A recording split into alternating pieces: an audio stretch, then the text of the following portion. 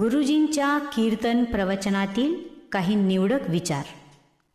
मनुष्याने शोक केला अन मोह धरला तर तो अकर्तव्याला प्राप्त होतो,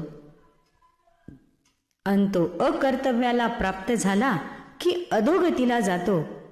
पण या उलट मनुष्याने योग्य विचार करून कृती केली की त्याच्या हातून कृतकृत्य घडते व तो जन्ममरणाच्या फेऱ्याला चुकवतो. म्हणून मनुष्याने चांगला विचार करावा व सतत कृतकृत्य करत राहावे. पुढचा विचार गुरुजी सांगतात, आत्म्याचा विचार. संसाराला फल नाही तर आत्मविचाराला फल आहे. म्हणून मनुष्याने संसाराचा विचार न करता आत्मविचार करावा. परंतु तो आत्मविचार करताना पुढील प्रमाणे करावा. आत्मा एक आहे की अनेक आहेत? तर एक आहे. आत्मा एक असला तरी तो चित आहे की जड आहे? तर चित आहे. चित असला तरी तो आनंदरूप आहे का दुःखरूप आहे? तर आनंदरूप आहे. आत्मा आनंदरूप असला तरी तो ब्रह्मभिन्न आहे की ब्रह्माभिन्न आहे? तर ब्रह्माभिन्न आहे. तसेच आत्मा विनाशी आहे का अविनाशी आहे? तर अविनाशी आहे. अशा प्रकारचा आत्म्याबद्दलचा योग्य विचार केला तरच योग्य असे फल मिळते. पुढे गुरुजी म्हणतात, मनाच्या 11 वृत्ती कोणत्या? मोठा समुद्र प्राशन करणे, मेरू पर्वताचे उन्मूलन करणे व अग्निभक्षण करणे या सर्वांहून चित्त अथवा मनोनिग्रह करणे महाकठीण अशी गोष्ट आहे. अगस्ती मुनीने समुद्राचे प्राशन केले. रामाने शिवधनुर्भंगाचे वेळी मेरू पर्वताचे उन्मूलन केले तर श्रीकृष्णाने अग्निभक्षण केला. अशा या अशक्य गोष्टी घडू शकतात, परंतु मनोनिग्रह करणे त्याहून कठीण आहे. कारण मनाच्या एकूण 11 वृत्ती आहेत.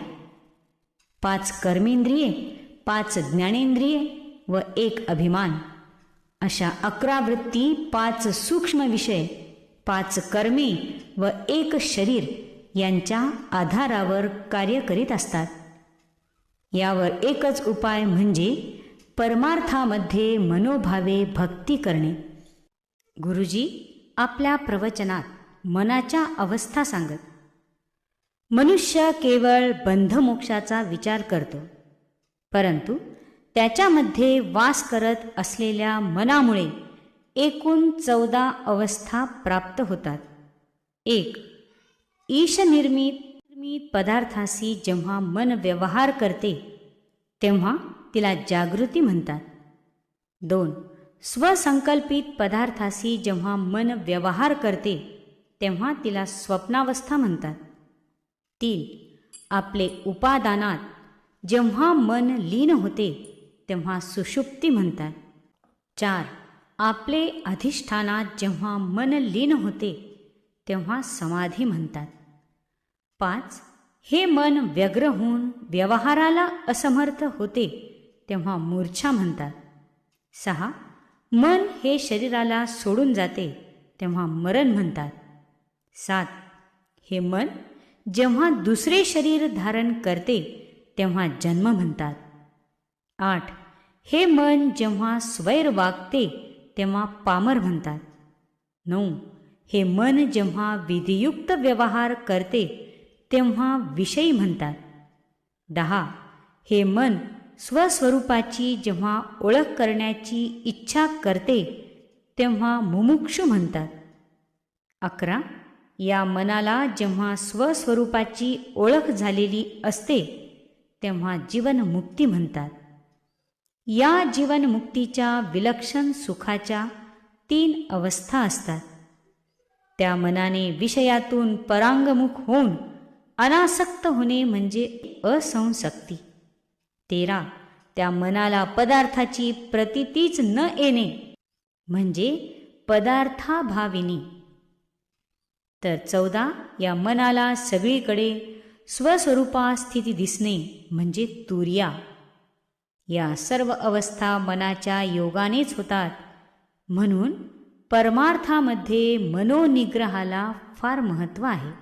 स्त्री ही स्त्रीलिंगी तर पुरुष हा पुल्लिंगी आहे. ब्रह्म हे नपुसकलिंगी आहे व मनुष्याचे मन देखील नपुसकलिंगी आहे. ब्रह्म व मन हे नपुसकलिंगी असल्याने त्यांच्यात सौख्य असायला हवे. परंतु मन सहसा ब्रह्माकडे वळत नाही, कारण मन अतिशय चंचल आहे. जगामध्ये सर्वात चंचल जे 10 प्राणी सांगितले जातात त्यामध्ये मनाचा पहिला क्रमांक लागतो.